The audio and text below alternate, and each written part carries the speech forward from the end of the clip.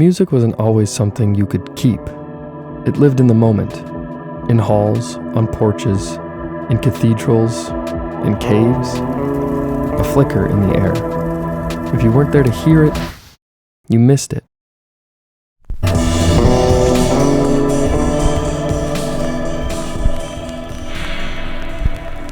There was no recording, no replay, no proof it ever happened, until someone built a machine that could remember. In 1877, Thomas Edison stood in his lab and spoke into a funnel. Mary had a little lamb, its fleece was white as snow, and everywhere that Mary went, the lamb was sure to go. Mary had a little lamb. The device he built, called the phonograph, scratched the vibrations of his voice into a sheet of tinfoil. Then he turned the crank in reverse, and it spoke back. The world had heard something uncanny, a sound from the past playing in the present. Can it truly be? Edison hadn't just built a machine, he'd captured time. The phonograph was crude. Tinfoil wore out quickly, the sound was faint, and it couldn't be copied, but it opened a door. Inventors like Alexander Bell, Charles Tainter, and later Emil Berliner began refining the idea. Berliner's breakthrough? He flattened the cylinder into a disc, something that could be pressed, duplicated, distributed. For the first time, sound could spread, not through the air, but through wax.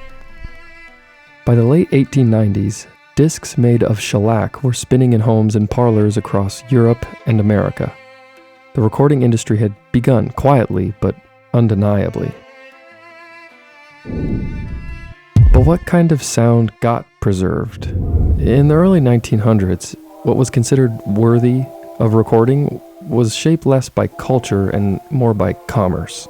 Opera, marches, parlor songs, military bands, folk tunes and spirituals ignored, segregated by silence. Even John Philip Sousa, whose marches filled concert halls, called early recordings quote-unquote mechanical music. He warned they'd undermine live performances and turn audience into passive listeners.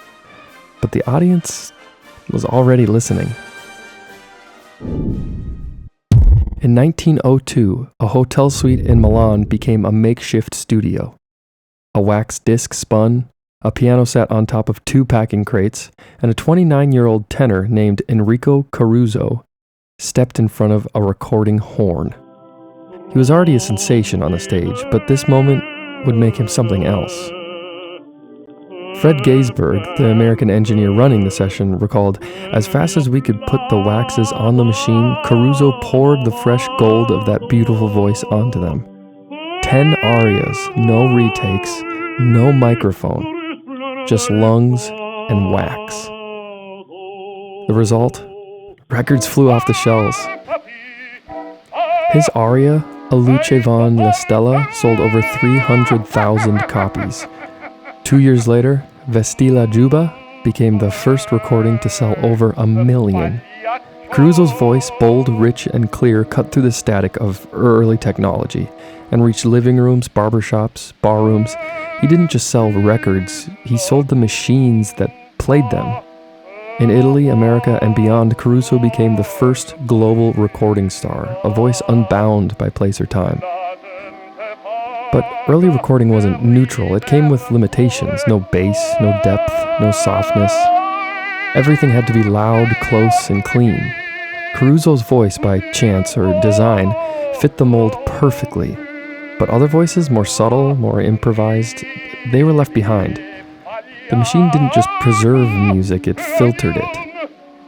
By the time Caruso died in 1921, he had made over 250 recordings, all captured acoustically. No electricity, no microphone, just a horn, a needle, and the vibration of a human body. His voice outlived him. It still does. Caruso's records laid the foundation for the modern music industry, royalties, mass productions, fame off stage. But it all started here, in a hotel room in Milan, with a man just singing into a horn. But the grooves of those early records held more than just a sound. They held choices: who was heard and who was left behind. Not every voice made it to wax, but they were there, just out of reach, waiting.